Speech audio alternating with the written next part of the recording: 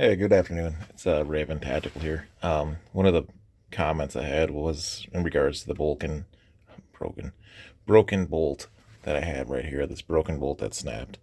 Kind of a weird failure point. Looking into it, it looks like it's just a really poor casting. Things happen, things break, right? So the question was, what spare parts should you kind of keep around? I displayed kind of like a wide variety of parts, right? Some things you could sit there and say like, well, I'd have just build a second rifle. I said that's cool. You should have a second rifle. You should have a backup. You should have a backup. Everybody should have two. However, if you're going to a carbine course, right, you can bring your backup rifle with you. Maybe it's inconvenient too, but in the event that you want to prepare for various things like small parts that common failure points, right? This bolt breaking obviously is not, but having a spare complete bolt doesn't hurt you much. You can have probably, I would say for sure, having it for myself, I'm going to have a spare bolt from now on.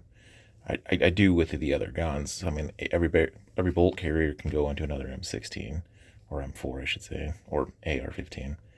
Forgive that. Having extra firing pins is good. These can break, these can wear out. People can drop them, people can lose them. Things like that. You could probably say like, oh, well, I have a second gun, right?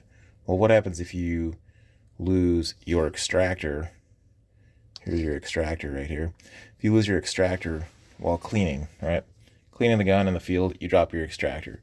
You lose this detent in there. I've seen it happen before. You're searching all over for one little spring, one little thing. Your entire $500,000 weapon system is now obsolete. I've seen safeties when people drop them. Safety where the safety lever breaks. So, I mean, having a spare safety is not bad. This is basically the nut that holds the bolt in. It holds the bolt into the bolt carrier. So, for people who have done the breakdown video that I did before, it sits in this slot here. It basically it's so it sits in this slot right here, and it's with the keeper for the bolt. So it keeps your bolt in place. It could be a failure point, but I've never really seen one. Then again, it's been a very long time since I've seen a bolt shatter. Poor castings, poor material. Who knows where they got it from? Maybe it was a Chinese bolt. Who knows? So you have trigger springs. These are also a spring, so things do wear out. So having an extra set isn't going to hurt you much. You can really go to Palmetto and get just a lower parts kit pack. Same with having basically a trigger pack set. There's basically your sear spring too that's not shown. These things you can just get a trigger pack kit. If you upgrade your trigger, right? You upgrade to a different trigger. Keep your set. Don't throw them away. Don't toss them. They're useful. Gas tubes. Gas tubes, from what I'm told, are designed to melt at a certain point if you overheat the gun so the gun doesn't melt itself. So it would behoove to have a gas spring if you're going to be running and gunning and getting it pretty hot. It doesn't hurt to have. Make sure you get it for the right size, gas length that you're using. And then further up here is your recoil buffer spring, and on the far left is another buffer. Things that generally I don't see break. But some people are changing out their buffers anyways. It's something to keep on hand, making sure that you use the right buffer and everything else with it.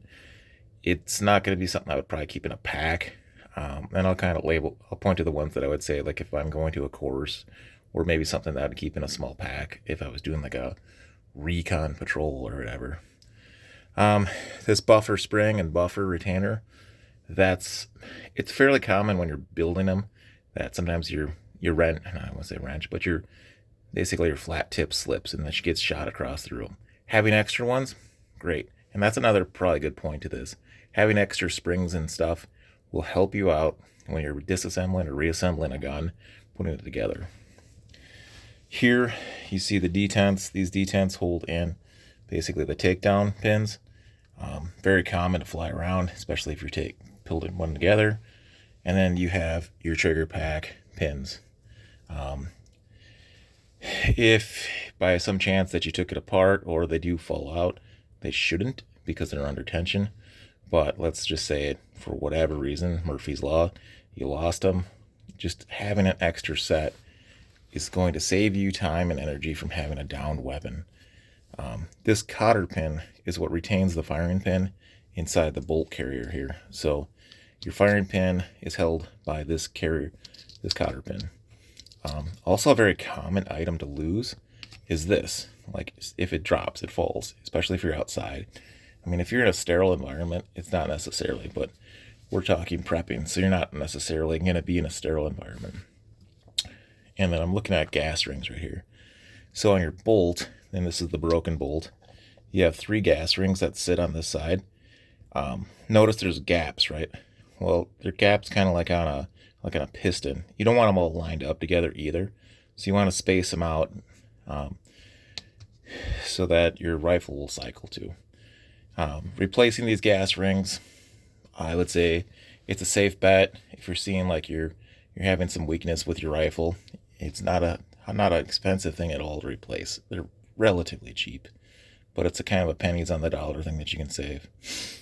Now, if I were to go through everything and say what would I put in a pack, for sure I think I would actually put in an extra extractor with the pin. If you do notice, this is the improved extractors with the donut on it. So there's like a spring that sits here, and then the donut is like an improvement for the external extractor. It's a little rubber donut. I'd keep one of those, and I'd have an extra firing pin, an extra cotter pin. I just lost while cleaning my gun, even in a sterile environment. I had pulled the firing pin out and it had fumbled and dropped, and I could not find it, but I had bought extra cotter pins. I would say you probably don't need necessarily springs, so I wouldn't necessarily bring that. But my big ones would be extractor, firing pin, possibly a bolt. Like this, even though it's never happened to me before, I've heard other courses talk about having bolt failures. This to me would be something that you can keep, it's together. It's only this big. So, I mean, you could probably put this all into a small box and then keep it together. Gas rings would probably be something cheap that's small, that in the event you need to do it, you could probably put it together. And that's really it.